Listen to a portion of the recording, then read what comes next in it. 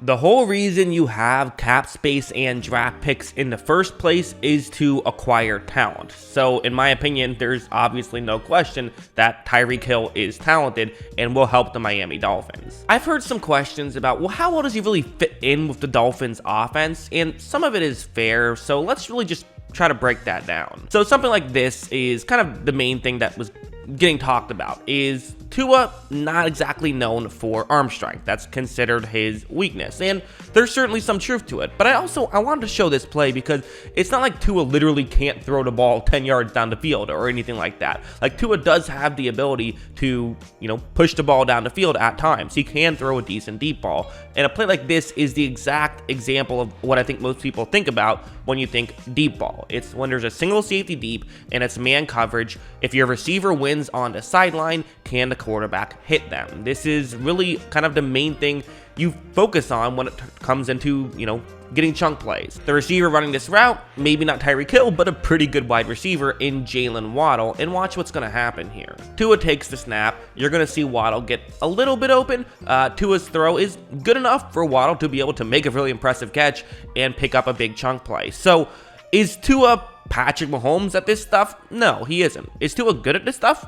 You could argue. I mean, he's certainly not a disaster at it. I guess what I'll say is he's capable of making these throws down the field, and that's an important thing to talk about, is that the idea that Tua literally cannot throw the ball down the field, it's just not really true. However, let's look at these numbers. This is his numbers when he's throwing, X yards down the field. So 20 plus yards down the field, into 10 to 19 range, into 0 to 9 range, and then behind the line of scrimmage. And you see just 7.5% of his throws go 20 plus yards down the field. Miami just doesn't do it that often. In some of these numbers, you expect to have some gradual declines or gradual increases depending on, how far down the field it is. Like, for example, his completion percentage obviously is higher the, closer he's throwing to himself. That makes sense. Those are higher completion type plays. His yards per attempt also gradually goes down. Again, makes sense. You get more yards per attempt if you throw the ball down the field. Most players do. So really, the main stats that are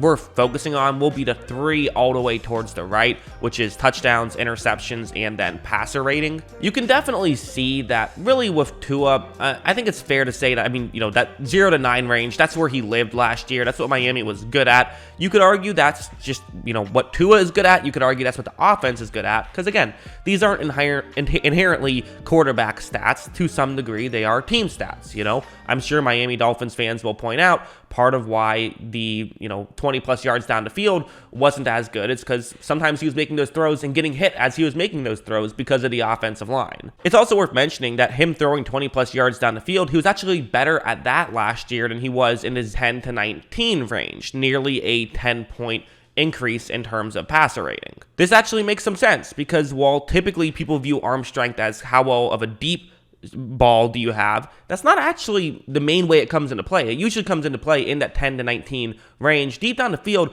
accuracy tends to be more important, and Tua is relatively accurate. Again, not a strong suit, but he's fine at it. And also, let's talk about a play like this now. So you're going to see Mahomes throw it over the middle, and Tyreek Hill is just going to make the catch and kind of just go off. And this is something Hill can do. You see all of Hill's, 20-plus yard touchdowns or whatever, these huge chunk play touchdowns. You assume that they're all like go routes, but that's not really true. Again, some were, but some were just stuff like this, which will absolutely fit in a Tua system. Tua and Tyreek Hill fit well together when it comes to something like that. I also want to go over to this play now. So you might be wondering for a second, why am I talking about San Francisco versus Dallas? What's the relevance here?